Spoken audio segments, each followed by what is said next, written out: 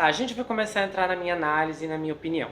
Existem considerações muito importantes para analisarmos em tudo isso aqui. Ao longo dessa investigação de mais de 20 dias, a polícia não foi clara em grande parte da sua comunicação. Isso pode se dar por dois motivos. A. Ou eles estão protegendo informações sigilosas. B. No pior dos casos, eles estão sem pistas e não muito na frente do público. Só que é importante reiterar que é legal a polícia mentir abertamente para o público. Então, qualquer um que eles digam que está inocentado pode não estar tão inocentado assim. Só que, porém, a polícia cometeu alguns deslizes aqui. Claro, ainda é cedo para responsabilizar a polícia. Isso aqui não é como o caso Gabi Petito, que não apenas o trabalho de investigação da polícia foi bem desastroso, como também a participação do FBI, que foi assim vergonhosa. Porque isso aqui tudo está muito no começo. Tá recente, é completamente diferente a situação e tal, né? A dinâmica entre o caso Gabi Petito e esse aqui é muito, muito complexa e, é claro, é uma ponte entre um caso e outro. Eu acho que talvez o ponto mais violento nessa contribuição já de desconfiança em relação à polícia é o fato deles dizerem uma coisa e depois anular o que disseram para em seguida voltar atrás na fala anterior. A gente se pergunta, será que os departamentos estão cooperando devidamente entre si? Será que está havendo entre uma disputa entre o FBI, as autoridades, o escritório do promotor? É muita gente poderosa. É importante a gente considerar que as autoridades, a polícia local está sob uma imensa pressão. Então eu imagino que desde o dia 13 de novembro tem muita gente ali que está tendo noites mal dormidas. Eles devem estar analisando muita coisa, ouvindo muita coisa, lendo muita coisa. E isso tudo não é um processo rápido. Eu já conversei com a doutora Sandra lá do Investigação em Lei TV. A doutora Sandra, ela fala para mim que ela fez um curso há muitos anos atrás, que é um curso que a ensinou a ler as coisas de uma maneira muito mais rápida. Então, assim, ela pode ler um texto numa velocidade surpreendente. A doutora Sandra é advogada, vocês sabem disso, ela já participou várias vezes aqui no canal, já participei lá do canal dela. E eu imagino que as autoridades devam ter esse mesmo curso. Só que eu acho que ainda assim o processo de analisar essas informações não deve ser tão rápida quanto a doutora Sandra em suas leituras, porque é diferente. A doutora Sandra, quando ela faz um caso, ela não tem uma responsabilidade de analisar todas as evidências e dizer isso aqui é suspeito e tal, não é suspeito e tal. Ela não tem como montar um quebra-cabeças, porque as informações elas vêm prontas, especificamente é mais uma construção de roteiro. Então, eu mesmo preciso fazer esse curso que a doutora Sandra fez. Se inclusive alguém conhecer esse curso onde você tem essa habilidade de ler tudo muito mais rápido, ia me ajudar muito, porque eu acho que a minha leitura ela poderia ser mais rápida, iria me facilitar.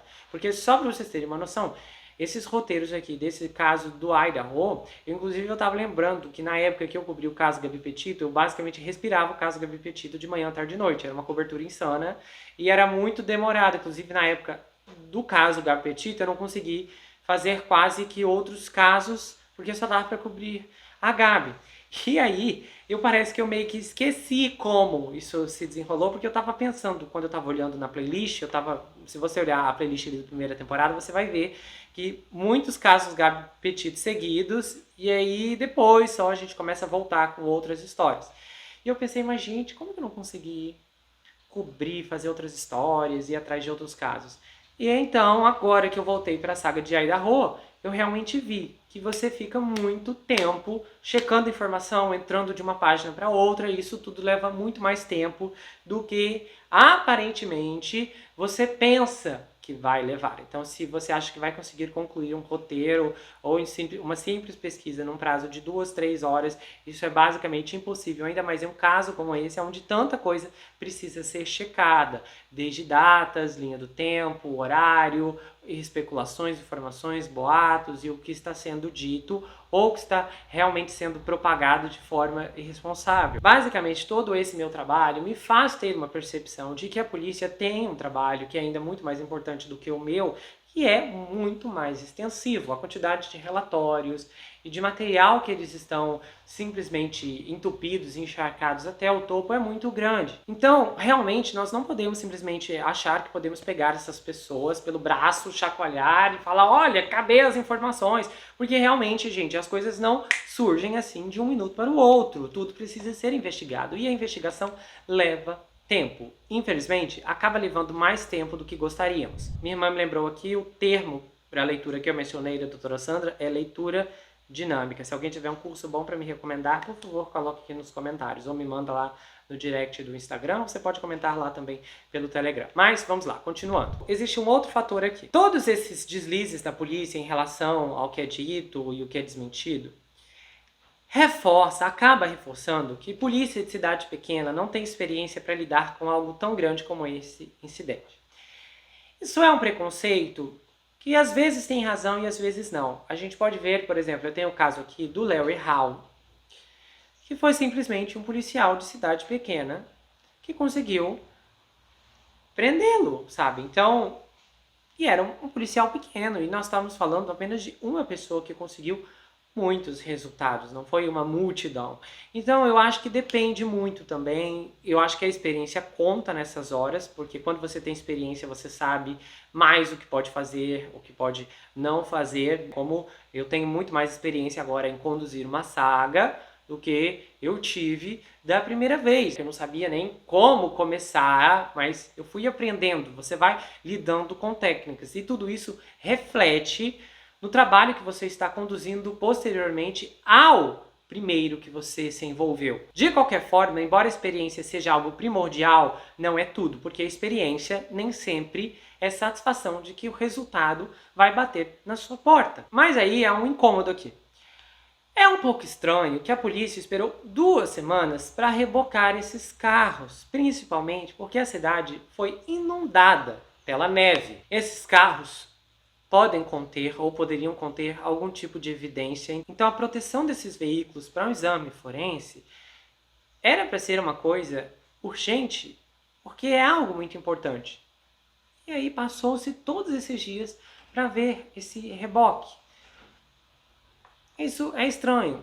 Pode ter alguma explicação? Pode, mas é estranho. E aí agora a gente esbarra na questão do Jeremy, o vizinho que se envolveu nessa bola de neve, que aliás está em chamas. Gente, eu vou dizer assim, é triste ver as pessoas julgando com base em zero evidência. Quem sobreviveu virou suspeito, é o caso. Acontece assim, ó. Por outro lado, entendo que também há pessoas que pensam que quem deu entrevistas, as quais são consideradas constrangedoras, pode ser visto como tal, com desconfiança. Só que há um ponto aqui. O Jeremy é um vizinho que foi abordado enquanto levava o lixo para fora e quis ajudar. E então deu uma entrevista. Então outras fontes o contataram e ele disse, olha, eu não sei de nada. Mas como essa é uma história quente, a mídia disse, tudo bem, ainda queremos você. E ele então concordou e cedeu mais palavras. E aí as pessoas que se acham muito inteligentes acabaram destruindo o rapaz, como fazem com todo mundo que surge no meio. Pode ser que semana que vem vai aparecer um outro cara de novo e eles vão se convencer, é ele.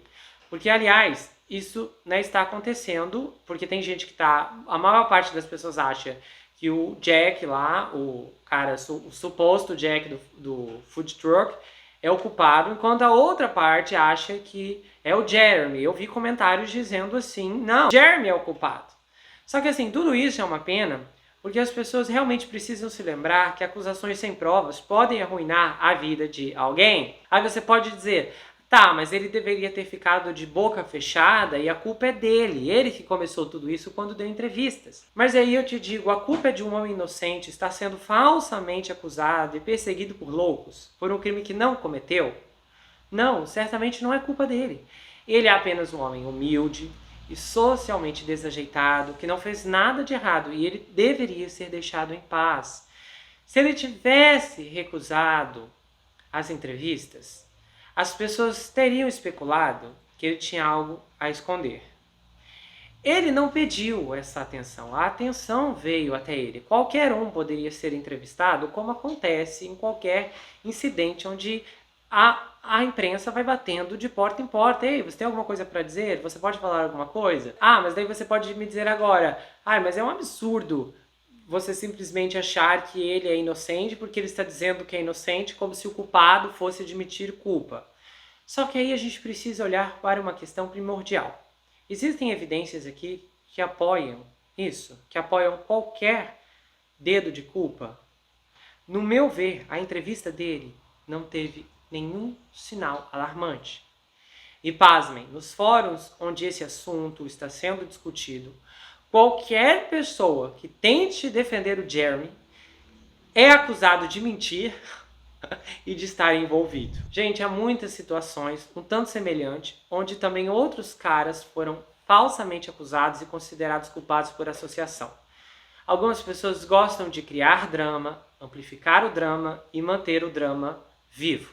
Ao mesmo tempo que pensam que são muito inteligentes, que são mais inteligentes do que realmente são. Isso é problema de ego. Todo mundo quer opinar sobre o caso, todo mundo quer resolver o crime, e por conta própria, se for preciso, mas desvendar esse mistério é algo que podemos fazer, que não há nada de errado nisso. Mas há um preço aqui quando você começa a gerar especulações irresponsáveis. Quem, de repente, pode não ter sido responsável? Eu acho que não foi um perseguidor aleatório, como algumas pessoas sugerem, porque se fosse um perseguidor aleatório que de repente viu as meninas naquela noite e decidiu que tinha que satisfazer esse desejo doentio, essa pessoa ela teria alguns obstáculos. Primeiro, ela teria que descobrir como entrar na casa. Depois, entender o lightou da casa. Depois, descobrir o quarto da vítima, se era uma delas ou as duas. E tudo isso em um completo escuro. E aí, se ele eliminou o seu afeto de perseguição, como no caso uma das meninas, ou até mesmo as duas, não há realmente motivo para eliminar o casal do andar de baixo. Se ele eliminou uma ou as duas porque ambas eram seu alvo, e aí ninguém acordou, o mais sensato a fazer era fugir da casa, era dar um fora dali. É meio estranho pensar que ele se daria ao trabalho de eliminar mais duas pessoas por nada. Especificamente, esse tipo de ação parece um pouco excessivo para um perseguidor aleatório que surgiu do nada. Então, de repente, pode ter sido sim algum serial killer ou alguém que anseia um serial killer e queria sentir toda a emoção de eliminar tanta gente. E é um campo assim especulatório complicado, porque na universidade há 11 mil estudantes, então de repente o culpado pode estar entre eles, ou então pode ser um adulto mais velho, pode até mesmo ser uma mulher, mas isso aí é muito improvável, né? É difícil, eu acho que seria uma reviravolta gigante nesse caso se fosse uma mulher, porque especificamente eu acredito que o responsável é alguém atlético, que tenha força física, que tenha algumas habilidades manuais para conseguir exercer tamanha monstruosidade. Então, no geral, quando eu olho para todos os pontos desse caso, eu penso que talvez comecei a pensar que, de acordo, mediante, na verdade, a todas as possibilidades aqui, talvez haja uma remota, mas possível. Ainda muitas dúvidas sobre como o homicida entrou na casa. Mas, e se de repente ele já estava na casa antes de qualquer um chegar naquela noite? As primeiras meninas que passaram por aquela porta foram a Bethany e a Dylan, por volta das 1h da manhã. E depois, ao que parece, foi o Ethan e a Zana, e por fim, a Madison e a Kaylee. Então, se de repente ele já estava ali, aguardando, escondido em algum lugar. Se isso foi uma coisa planejada, essa possibilidade é possível. Porque, ao que parece, há especulações de que o quarto das meninas estava trancado. Se somarmos os fatos de que até agora não há testemunhas, não há evidências, não houve nada que realmente tivesse chamado a atenção das autoridades ou mesmo dos vizinhos, isso pode ter sido algo planejado com muita antecedência. Alguém que sabia exatamente o que iria fazer, o que iria acontecer, por onde iria entrar e por onde iria sair. Eu acho que pelo fato das pistas aparentemente serem tão obscuras, isso pode revelar algum tipo de organização, planejamento e antecedência. É difícil imaginar que uma pessoa que decidiu fazer ataques tão brutais tenha agido na base do improviso. Porque, obviamente, no improviso você vai deixar sinais para trás. Sem contar que, às vezes, todos estamos olhando e procurando um padrão, uma explicação mais óbvia. Mas eu vejo que não há nada óbvio nesse caso. As teorias convencionais deixam de fazer sentido a cada informação que surge. Isso pode ser uma coisa boa ou ruim. E eu acho que no final, neste ponto aqui, ainda é muito cedo para exigir respostas conclusivas da polícia sobre uma investigação em andamento. Antes mesmo de muitos dos fatos terem sido sequer determinados. Qualquer coisa que as autoridades disserem precisa estar devidamente esclarecido e confirmado. É importante ressaltar que a responsabilidade dos investigadores nesse caso é encontrar, capturar, garantir o sucesso do processo do culpado e não saciar o anseio justificável de respostas imediatas do público. Se você gostou desse vídeo, se inscreve no canal, ativa o sininho, a gente vai ainda seguir nessa investigação. Se você quiser saber mais sobre mim, adquira meu livro Perfeito Estranho. Você pode adquirir pelo meu site ou pelo Instagram. O livro conta a história de um rapaz chamado Jack Wilber que se vê preso em uma terrível maldição hereditária enquanto ele precisa enfrentar o serial killer que está escondido em sua própria casa. Esse livro tem mais reviravoltas do que você imagina. E se você quiser, ele vai autografado, ele vai com marcadores exclusivos, um pôster também. O envio acontece para qualquer lugar do Brasil, quase qualquer lugar do mundo também. Você pode me seguir pelo Instagram, Gustavo N Psicanalista. Eu tenho um canal no Telegram, onde acontece bastidores, muitas conversas legais e votações apenas por lá.